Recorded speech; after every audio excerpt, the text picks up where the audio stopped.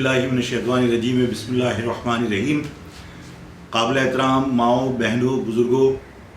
और नौजवानों, अस्सलाम वालेकुम। मैं आज सबसे पहले तो आप लोगों का सबका शुक्रिया अदा करना चाहता हूँ दिल की गहराइयों से कि आप लोगों ने 25 जुलाई का जो इज्तिमा था उसमें शिरकत करके जो इत्तेहाद का मुजाहरा किया है, उससे पूरी कौम के अंदर एक बिजली सी दौड़ गई, करंट आ गया है और लोगों में उम्मीद बंधी है। लोगों को इस बात का एहसास हो रहा था जब बारिश के बावजूद ख़वातीन, मर्द हजरात, नौजवान अपनी अपनी जगहों पर बग़ैर किसी परेशानी के बैठे रहे और 1986 वाला माहौल नज़र आ रहा था। तो आपने जिस इस्तकामत का मुजाहरा किया, जिस इत्तेहाद का मुजाहरा किया, आपने साबित किया कि जब कौमें मुत्तहिद होती हैं और जब मुतहरिक होती हैं, मुनज़्ज़म होती हैं, तो वो इसी तरह की इस्तकामत का मुजाहरा करती हैं और ये साबित करते हैं कि उनके लिए आंधी तूफ़ान ये कोई मायने नहीं रखते जब वो कोई फ़ैसला कर लें। मैं आप सबका फिर दिल की गहराइयों से शुक्रिया अदा करता हूँ। मेरी कौम के नौजवानों, मेरी माओ, बहनों, बुज़ुर्गों, आज मैं इस वीडियो पैगाम के ज़रिए आपसे मुखातिब हूँ। आज 1 अगस्त है। ये अगस्त का महीना इस पाकिस्तान की आज़ादी का महीना है। मेरे बुज़ुर्गों ने जो वतन बनाया था 1947 में, जो आज़ादी हासिल की थी, उसका पूरे महीने जश्न मनाया जाता है। आज 1 अगस्त है। जश्न की तैयारियों का आगाज़ हो चुका है। कहीं परचम छापे जा रहे हैं, कहीं छपे हुए परचम फ़रोख्त हो रहे हैं, कहीं मुख्तलिफ़ तकारीब की तैयारियां शुरू हो चुकी हैं। मैं आज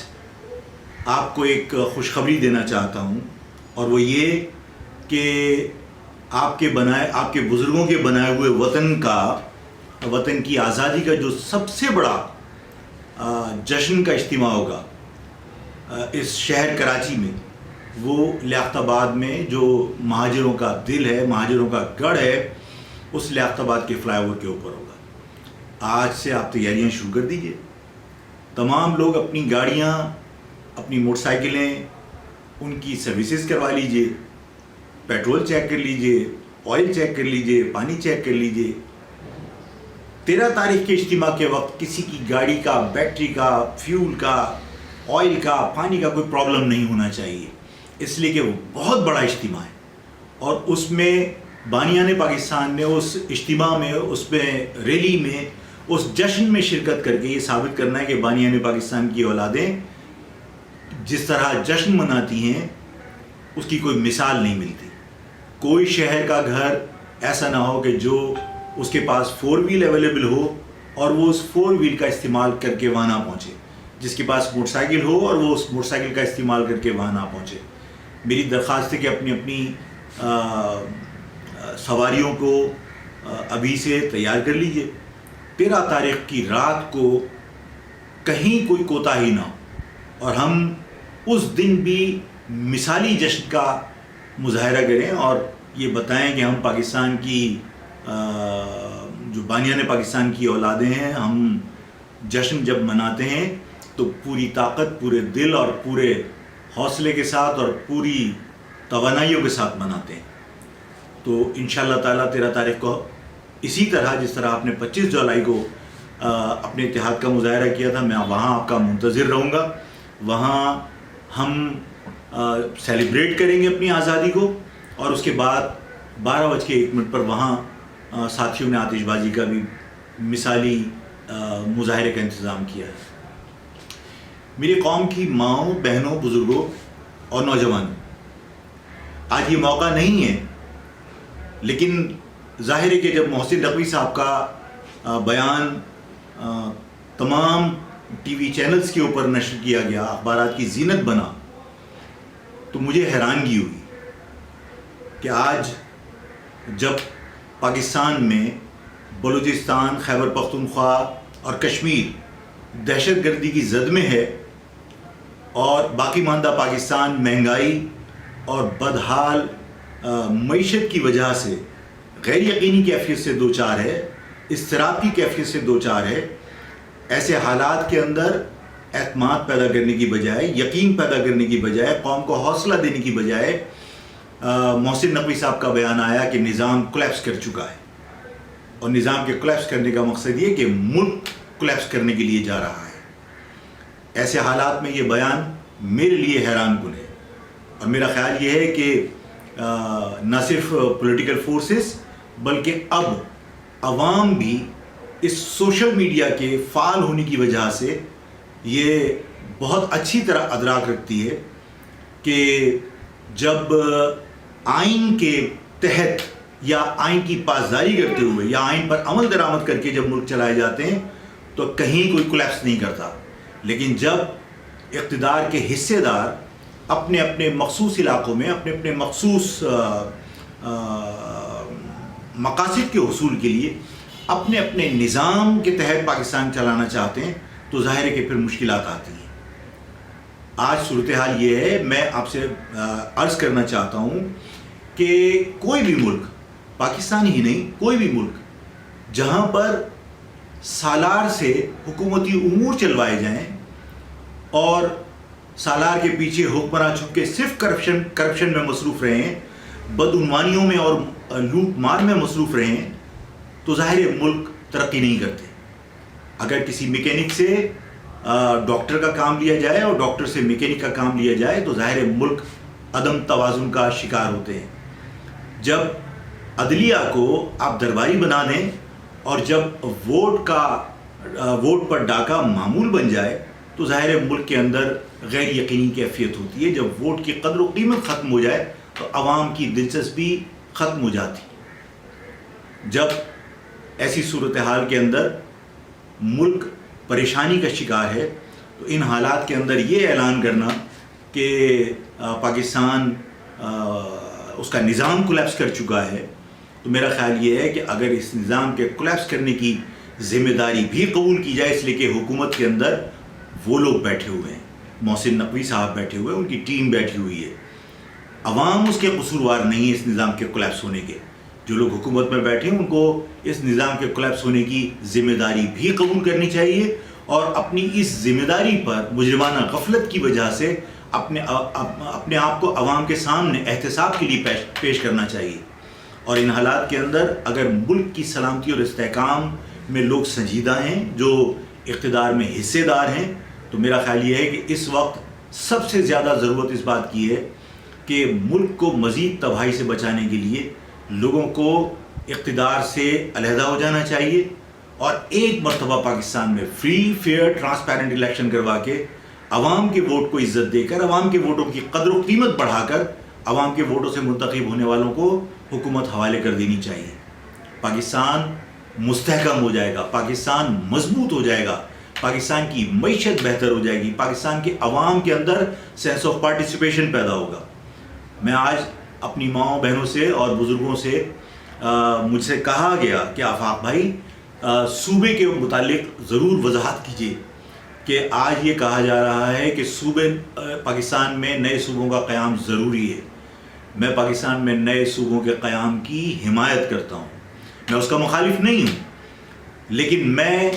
ایسے کسی بھی صوبے کی باؤنڈریز کو تسلیم کرنے کے لیے تیار نہیں ہوں جس میں میری قوم تقسیم ہو جائے۔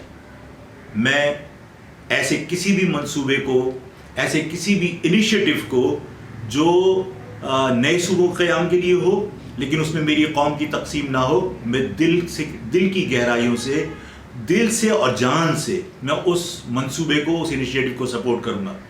لیکن اگر میری قوم کسی منصوبے کی وجہ سے، نئے صوبے کے قیام میں کسی باؤنڈری کی وجہ سے تقسیم ہو رہی ہوگی تو میں آخری وقت تک اپنی قوم کو تقسیم ہونے سے بچانے کے لیے اس کی مخالفت کروں گا۔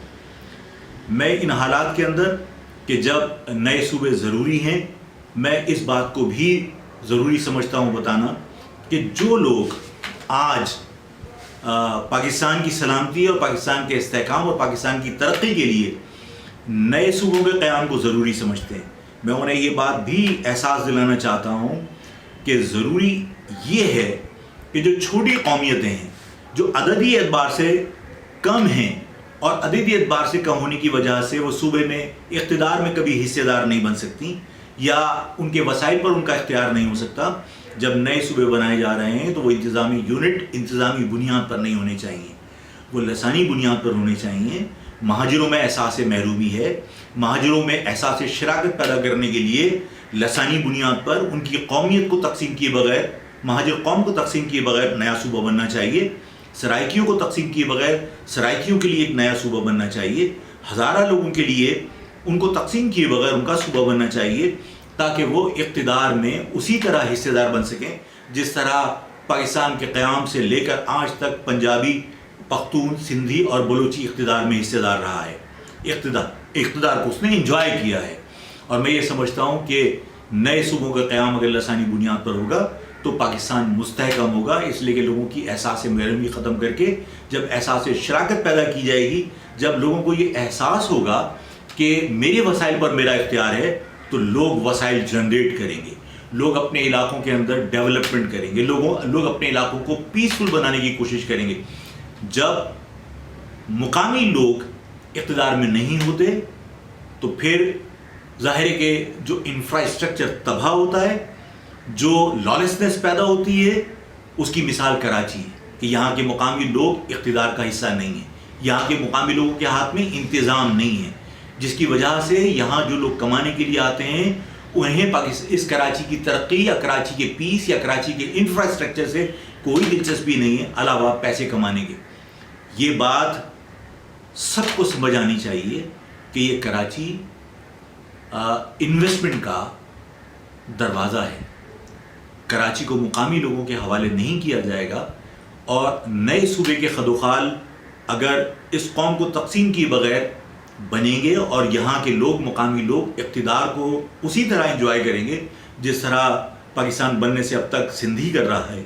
تو میں یہ سمجھتا ہوں کہ اس کراچی کی ترقی اور کراچی کی ترقی کے ساتھ پاکستان کی ترقی یقینی بن جائے گی. اس میں کسی کو شک نہیں ہونا چاہیے. میں اپنی قوم کے لوگوں سے ان کو یقین دلاتا ہوں کہ اس شہر کے لوگ, اس شہر میں جو لوگ کمانے کے لیے آئے ہیں وہ بھی ہمارے بھائی ہیں, اور ہم سب مل کر اس شہر کو امن کا گہوارہ بھی بنا سکتے ہیں, اس شہر کو بہت ترقی یافتہ بھی بنا سکتے ہیں, اور ہم سب مل کر اس کے لیے محنت کریں گے. میں اپنے نوجوانوں سے آخر میں ایک ضروری بات کہنا چاہتا ہوں. پاکستان میں نوجوانوں کو سیاسی عمل سے دور رکھنے کے لیے ہمیشہ آمریت میں طلبہ تنظیموں پر پابندی لگی ہے, ٹریڈ یونینز پہ پابندی لگی ہے, اور ان پابندیوں کی حمایت تمام پولیٹیکل پارٹیز نے کی ہے. اور اب وقت قریب ہے جب سیاسی اور غیر سیاسی لوگ, یہ مہاجر نوجوان, یہ پاکستان بھر کے نوجوانوں کو اپنے مقاصد کے لیے متحرک کرنے کی کوشش کریں گے, استعمال کرنے کی کوشش کریں گے. میں پاکستان بھر کے نوجوانوں کو یہ کہنا چاہتا ہوں کہ اپنے آپ کو متحرک کیجئے, اپنے آپ کو متحد کیجئے, اپنے آپ کو حوصلہ مند بنائیے, اور یہ فیصلہ کر لیجئے کہ آپ کا متحرک ہونا, آپ کا متحد ہونا, آپ کی جد و جہد یہ آقاؤں کی تبدیلی کے لیے, نظام کی تبدیلی کے لیے نہیں ہونی چاہیے. آپ جتنی جد و جہد کریں اس بوسیدہ نظام کو ختم کرنے کے لیے اور آئین کی پاسداری اور ملک کی باغ ڈور سنبھالنے کے لیے کیجیے. آپ جس دن اپنے ملک کی باغ ڈور سنبھالنے کا فیصلہ کر لیں گے تو جو خاندان 30 سال سے اس ملک کو نچوڑ کے کھا رہے ہیں, اس کو لوٹ رہے ہیں, ان لوگوں سے نجات اسی وقت ملے گی جب نوجوان یہ فیصلہ کر لیں کہ پاکستان کی باغ ڈور وہ خود سنبھالیں گے. اس ملک کو اللہ تعالیٰ ہمیشہ قائم و دائم رکھے. ہم سب کو حوصلہ دے کہ ہم اپنے ملک کے لیے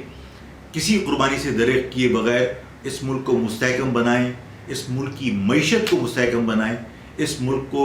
اس کرۂ ارض پر عظیم قوم بنا کر, عظیم ملک بنا کر لوگوں کے سامنے پیش کریں. اللہ تعالیٰ ہم سب کی حفاظت فرمائے. اللہ حافظ.